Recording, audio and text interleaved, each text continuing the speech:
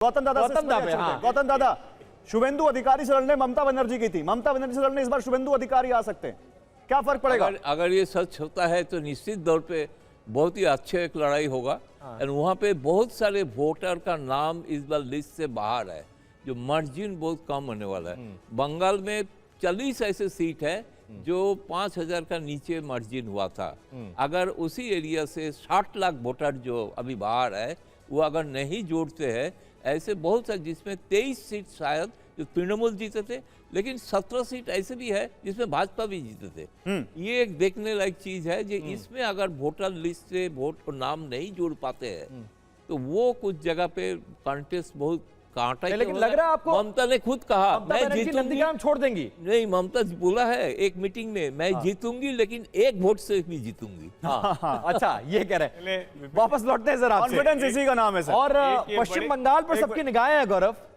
हर जी कुछ करें। ये बड़ा रोचक अभी रविशंकर ने बताया। और मैंने ये प्रश्न दरअसल इसीलिए किया था। और अगर आप इतिहास में भी देखें तो आम तौर पर जिसको लगता है कि अब हमको चैलेंज करके कुछ उससे हासिल हो सकता है वो जाता है कॉन्स्टिट्यूंसी। जैसे ममता को पिछली बार लगता था कि शुभेंदु को हरा देंगे तो खेल ही खत्म हो जाएगा, उनका कमांडर है वो भारतीय जनता पार्टी में गया, हार गया, लेकिन शुभेंदु ने हरा दिया। अगर अब ममता बनर्जी ये साहस नहीं कर पा रही है तो भारतीय जनता पार्टी ममता बनर्जी को भाग गया, हार के डर से भाग गया, ये कहने की कोशिश करे। और अगर शुभेंदु ये साहस दिखा दे कि वो उनकी सीट पर लड़ने जाएंगे तो पश्चिम बंगाल के चुनाव में जिसको कहते हैं ना साइकोलॉजिकल इफेक्ट, वो भी एक असर दिखाई देगा, बहुत इंपैक्ट डालेगा सर। और अब इस तरह के इलेक्शंस में इस बात की, इस स्ट्रैटेजी की बड़ी चर्चा भी होती है। सोफिया के पास लौटते हैं।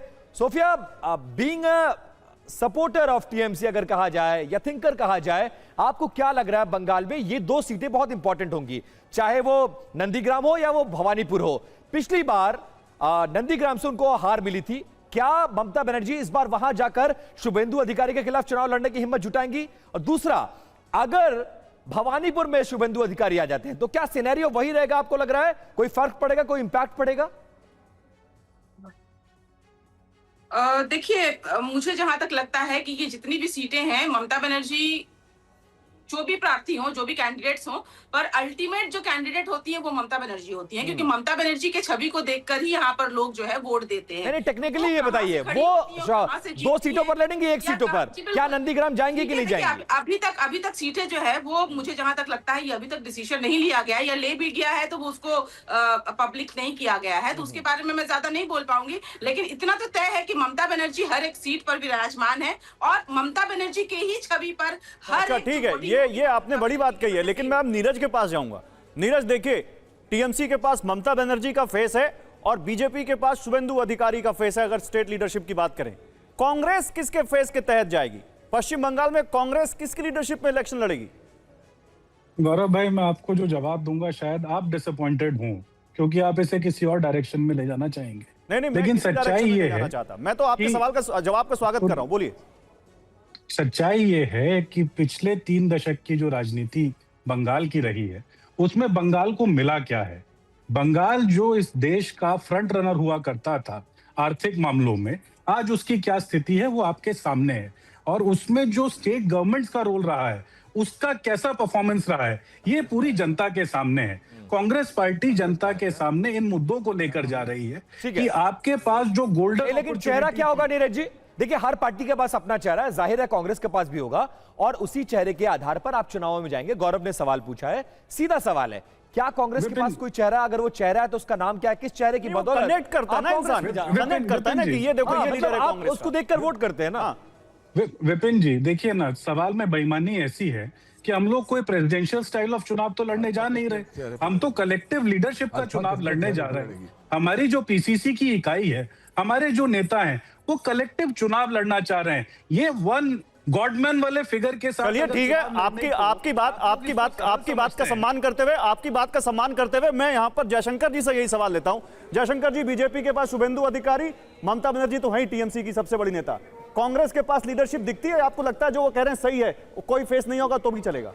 नहीं गौरव, क्या भारतीय जनता पार्टी ने शुभेंदु अधिकारी को अपना भावी मुख्यमंत्री घोषित कर दिया है क्या? मुख्यमंत्री नहीं, मैं मुख्यमंत्री की बात नहीं कर रहा हूं, मैं नेता की बात कर रहा हूं। चेहरा भी घोषित कर दिया है क्या? मैं मुख्यमंत्री की बात नहीं कर रहा हूं जयशंकर जी, मैं कह रहा हूं लीडरशिप। ये तो साफ है कि शुभेंदु अधिकारी इस वक्त बीजेपी को लीड कर रहे हैं पश्चिम बंगाल में। नहीं, वो हो सकता है, लेकिन अभी तक कोई चेहरा स्पष्ट रूप से बीजेपी ने भी घोषित नहीं किया है। इसलिए कांग्रेस, देखिए कांग्रेस तो वहाँ पे सरकार बनाने की स्थिति में नहीं है, ये तो कांग्रेस के लोग भी मानते हैं। मुझे लगता है अभी भी उनके नेता तो अधीर रंजन चौधरी ही हैं। बीच में जैसा अभी हमारे गौतम भाई कह रहे थे, मुर्शिदाबाद और मालदा के इलाके में कांग्रेस कुछ अच्छा कर सकती है। अभी आपको पता होगा मौसम नूर जो थी तृणमूल कांग्रेस में चली गई थी, बाद में वापस आ गई, कांग्रेस के पास आ गई। तो हो सकता है कि कुछ सीटें उनको मिल सकती हैं इस बार। लेकिन कांग्रेस किसी भी लेवल पर भी जाइएगा तो सरकार क्या, सरकार बनाने से ना विपक्ष का नेता बनने की हैसियत में भी पश्चिम बंगाल में नहीं आ सकता। मेरा सवाल इसलिए था क्योंकि असम में भी कोई फेस तो नहीं उन्होंने अनाउंस किया, गौरव गोगोई लीड कर रहे हैं ना वहां पर, आप देखिए। तो वही सवाल है यहाँ पर, तो पश्चिम बंगाल में भी तो कोई आएगा, और अधीर रंजन चौधरी की आप बात कर रहे हैं वो तो दिख ही नहीं रहे। हाँ नीरज, आप रिएक्शन दे सकते हैं अपना, वो कह रहे हैं पश्चिम बंगाल में तो कांग्रेस सरकार बनाने की स्थिति में है ही नहीं, बताइए। गौरव भाई, मैं आसाम पर जवाब जरूर देना चाह रहा था। आप देखिए, इतने सालों से आप कांग्रेस पार्टी को कवर कर रहे हैं, आपने ये देखा है कि जहां भी हम इलेक्शन में जाते हैं, हम लोग एक कलेक्टिव लीडरशिप में चुनाव लड़ते हैं। अनटिल एंड अनलेस हम री इलेक्शन सीख कर रहे हो, जहां हमारी सरकार हो, हम उस मुख्यमंत्री के नेतृत्व में चुनाव जरूर लड़ते हैं। लेकिन जहां हमारी सरकार नहीं है, हमारी कलेक्टिव लीडरशिप होती है। आप 140 साल पुरानी पार्टी और जो पिछले 75 साल से चुनावी राजनीति कर रही, उसके अपने एथिक्स, अपने नियम, अपने कानून, उसको पब्लिक डोमेन में लाकर कंफ्यूज मत करिए। हमने कोई भी चुनाव जिसमें हम री इलेक्शन सीख ना कर रहे हो, हम किसी के नेतृत्व में नहीं लड़ते। और जयशंकर जी का सवाल बड़ा वैलिड है। आज तो पहले भाजपा ये क्लियर करे कि किस किस स्टेट में जयशंकर जी ने एक बात कही, वो तो आप अच्छे प्रवक्ता हैं, बड़ी अच्छे तरीके से स्किप कर गए। उन्होंने कहा कांग्रेस पश्चिम बंगाल में सरकार बनाने की स्थिति में नहीं है। हैं आप सहमत? गौरव भाई, हम तो जनता के मुद्दे उठाने की स्थिति में हैं, और जनता के मुद्दे जब उठाए जाते हैं तो वो चुनावी परिणामों में भी दिखते हैं। एक फेयर ओपन कॉन्टेस्ट है जिसमें हम अपनी पूरी ताकत के साथ जा रहे हैं, और जनता हमें आशीर्वाद देगी। ठीक है, समय कम है, आप जनता से आशीर्वाद मांग रहे हैं। सोफिया, लास्ट रिएक्शन आपसे, क्योंकि अब हमें विदा लेना पड़ेगा, समय वक्त बहुत कम है। जल्दी से ये बता दीजिए, पिछली बार की अपेक्षा इस बार बंगाल में क्या सिनेरियो चेंज होगा? पिछली बार बीजेपी ने बहुत मजबूत इलेक्शन रगड़ा था, 3 से 77, हालांकि 15 आपने तोड़ लिए हैं। इस बार इंपैक्ट, संभावनाएं क्या लग रहा है? और मुद्दे एसआईआर, घुसपैठ या भद्र मानुष, और इसके अलावा बाहरी और बंगाली का मुद्दा कितना इंपैक्ट कर रहा है वहां पर? और चुनाव आयोग, और चुनाव आयोग सबसे इंपॉर्टेंट।